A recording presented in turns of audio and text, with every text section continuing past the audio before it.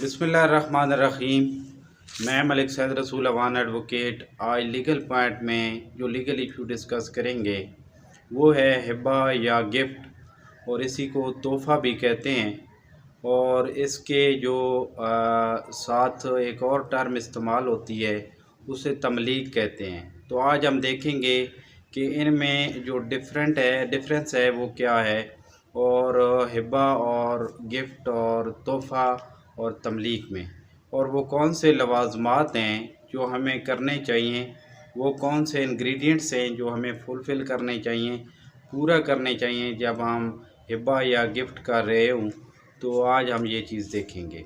तो तोहफ़ा, गिफ्ट और हिब्बा ये एक ही चीज़ के नाम हैं। जब कोई भी शख्स किसी दूसरे शख्स को फ्री कंसेंट के साथ मूवेबल और इमूवेबल प्रॉपर्टी, मनकूला या गैर मनकूला जायदाद उसको देता है और ऑफ़र करता है और वो एक्सेप्ट कर लेता है, तो ये गिफ्ट कहलाता है। और एक्सेप्ट करने के बाद जो सबसे मेन इंग्रेडिएंट है तीसरा, वो है पोजेशन का शिफ्ट होना, कि जो उसकी मलकियत है, जो उसका कब्ज़ा है, वो भी उसे मुंतकिल किया जाए।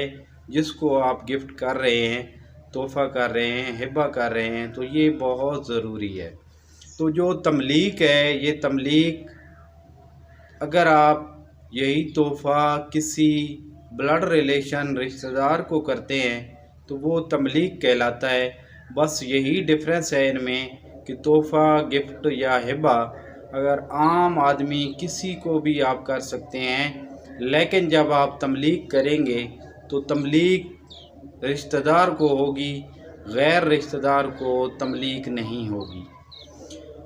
अब हम आते हैं कि इनके हमने इंग्रेडिएंट्स भी एसेंशियल जो बहुत ज़रूरी हैं वो भी कर लिए, कि ऑफ़र, एक्सेप्टेंस और ट्रांसफ़र ऑफ पोजेशन के जो कब्ज़ा है उसकी भी मुंतकिली होनी चाहिए।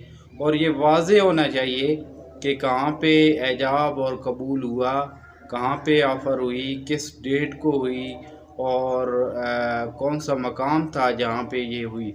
अगर ये सारी चीज़ें आप नहीं लिखते और आप उसको गिफ्ट डीड नहीं बनाते और रजिस्टर्ड नहीं करवाते, तो फिर ये जो बेनिफिशरी है, जिसको गिफ्ट किया जा रहा है, जो उसका फ़ायदा उठा रहा है, उसको ये सारे के सारे जो इसके इंग्रेडिएंट्स हैं वो साबित करना होंगे।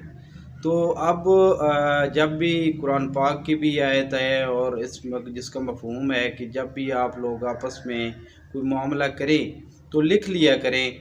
तो ये जो गिफ्ट आप कर रहे हैं, हिब्बा कर रहे हैं, तमलीक कर रहे हैं, वो चाहे मनकूला जायदाद है या गैर मनकूला जायदाद है, तो उसमें सबसे जो ज़रूरी अंसर है वो लिख लिया करें। और दो गवाहान भी होने चाहिए, ताकि अगर उनमें से कोई एक आदमी हटता है अपनी बात से तो दूसरा जो गवाहान है वो उनकी तस्दीक करेंगे, वो वेरिफिकेशन करेंगे। मिसाल के तौर पे अगर एक आदमी एक प्रॉपर्टी है वो हिब्बा करता है अपने बच्चे को या किसी दूसरे शख्स को, और बाद में फिर वो इनकारी हो जाता है या वो फौत हो जाता है, और उसके बाद उसके जो वारिस होते हैं वो आके क्लेम कर देते हैं कि जी हमारी तो विरासत किधर गई, विरासत हमारा में हिस्सा दिया जाए। तो उस वक़्त फिर ये अगर लिखा हुआ होगा और बाकायदा रजिस्टर्ड होगा, तो रजिस्टर्ड के लिए आप हमेशा गिफ्ट डीड बना लिया करें। एक स्टैम्प पेपर लें, उस पे ये सारी चीज़ें जो आप गिफ्ट करना चाह रहे हैं और उसमें जो कंसिडरेशन है, अब देखें जब भी गिफ्ट में कंसिडरेशन तो आएगी, लेकिन जब मनी की सूरत में आप ले लेते हैं तो फिर वो सेल डीड बन जाती है।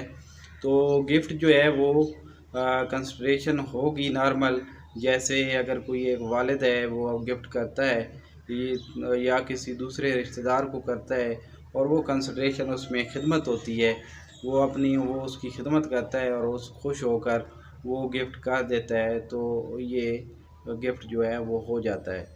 लेकिन अब जब डीड तैयार करने लगते हैं तो दो गवाहान लें, वो सारे की सारी जो इबारत है वो लिख लें अपने पास। फिर जो है वो गवाहान लें गवाहान को लेकर फिर उसे जो है वो रजिस्टर्ड करवाएं, क्योंकि रजिस्ट्रेशन एक्ट के तहत कोई भी अगर 100 से ज़्यादा मलकियत की आप लेन देन कर रहे हैं तो फिर वो रजिस्टर्ड करवाना बहुत ज़रूरी है। अगर आप रजिस्टर्ड नहीं करवाते तो ये आपको बाद में इसका नुकसान हो सकता है। तो अभी एक इसके अलावा आम तौर पे देखा गया है कि लोग जो है वो लैंड जो है, प्रॉपर्टी जो है वो गिफ्ट करते हैं अपने रिश्तेदार को या बच्चों को, लेकिन उसमें जो पंजाब लैंड रेवेन्यू एक्ट है 1967, उसके जो सेक्शन 42 है, उसके सारे के सारे इंग्रेडिएंट्स को पास करना बहुत ज़रूरी है और उनमें से गुज़रना ज़रूरी है, ताकि आपका जो गिफ्ट म्यूटेशन है, जो इंतकाल है गिफ्ट के ज़रिए, मुख्तलिफ़ किस्म के इंतकाल होते हैं, जैसे कोई सेल के ज़रिए होता है, इसी तरह गिफ्ट करके होता है, इसी तरह विरासत जो है मुंतकिल होती है।